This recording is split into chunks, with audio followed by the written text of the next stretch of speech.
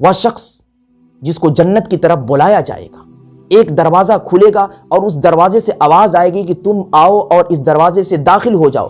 جب وہ شخص اس دروازے کے قریب جائے گا تو وہ دروازہ بند ہو جائے گا۔ بسم اللہ الرحمن الرحیم۔ السلام علیکم ورحمۃ اللہ وبرکاتہ۔ حضرات ناظرین و سامعین اور میرے عزیز ساتھیوں، آج میں پہلے خود سے اور بعد میں آپ سے مخاطب ہوں، کیونکہ ایک ایسی برائی کا تذکرہ کرنے جا رہا ہوں جس برائی میں کہیں نہ کہیں میں بھی مبتلا ہوں، کیونکہ وہ برائی عام ہو چکی ہے اور اس برائی کو لوگ فیشن کے طور پر کر رہے ہیں۔ آج کا رواج بن چکا ہے، فیشن بن چکا ہے، دوسروں کا مذاق اڑانا، دوسروں کا استہزاء کرنا، دوسروں کو گری ہوئی نگاہوں سے دیکھنا، حقارت کی نگاہوں سے دیکھنا، دوسروں کے عیوب کو ظاہر کر کے بیان کرنا، یہ فیشن بن چکا ہے۔ اور یہ ایک ایسا گناہ ہے کہ جس گناہ کو کرنے کے بعد کسی طرح کی کوئی لذت نہیں ملتی، کوئی فائدہ نہیں ملتا، جس کو علماء کرام نے گناہ بے لذت سے تعبیر کیا ہے۔ اور یہ ایک ایسا گناہ ہے جس گناہ سے رب کائنات نے منع فرمایا ہے۔ اور قرآن کریم کے اندر اللہ رب العزت نے ارشاد فرما دیا کہ تم کسی قوم پر مت ہنسو، تم کسی شخص کا مذاق مت اڑاؤ۔ ہو سکتا ہے کہ جس شخص پر تم ہنس رہے ہو، جس قوم کا تم مذاق اڑا رہے ہو، وہ شخص اللہ کے یہاں محبوب ہو، مقبول ہو، اس شخص کا مقام و مرتبہ بلند ہو۔ اس لیے اللہ رب العزت نے کسی شخص پر ہنسنے سے منع فرمائی۔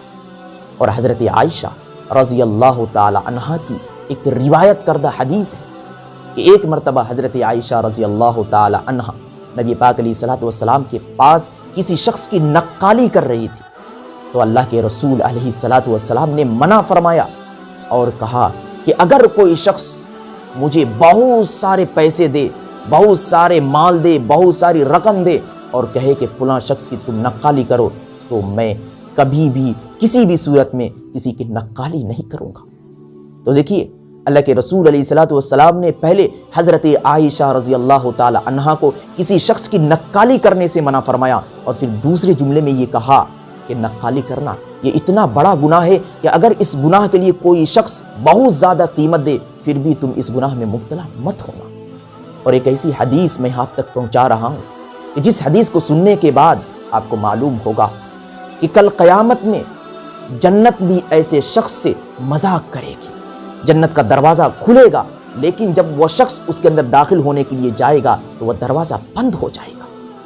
حضرت حسن رضی اللہ تعالی عنہ کی روایت کردہ ایک حدیث ہے کہ کل قیامت میں وہ شخص جس کو جنت کی طرف بلایا جائے گا، ایک دروازہ کھلے گا اور اس دروازے سے آواز آئے گی کہ تم آؤ اور اس دروازے سے داخل ہو جاؤ۔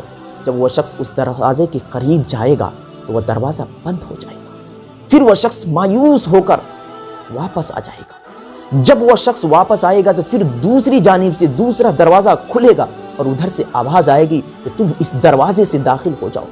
پھر وہ شخص اس دروازے کے قریب جائے گا تو وہ دروازہ بھی بند ہو جائے گا، پھر جہاں پر وہ کھڑا تھا وہاں کا دروازہ کھلے گا اور وہاں سے آواز آئے گی کہ تم اس دروازے سے داخل ہو جاؤ۔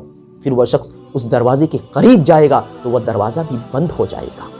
اس طریقے سے جنت کے دروازے کل قیامت میں ایسے شخص کا مذاق بنائیں گے جو دنیا کے اندر کسی شخص کا مذاق بناتا ہے۔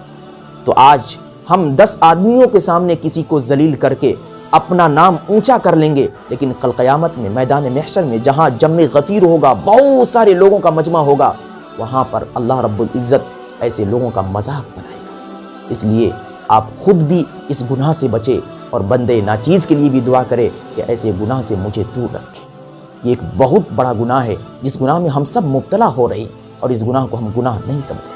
دعا کرے کہ اللہ رب العزت ہم سبوں کو اس گناہ سے بچائے اور دین کی صحیح سمجھ عطا فرمائے۔ وما علینا الا البلاغ۔ ویڈیو کو لائک اینڈ کمنٹ کریں اور دینی معلومات کے لیے ہمارے چینل الحق میڈیا کو سبسکرائب کر کے بیل آئیکن کو دبا دیں تاکہ سب سے پہلے ہماری بات آپ تک پہنچ سکے۔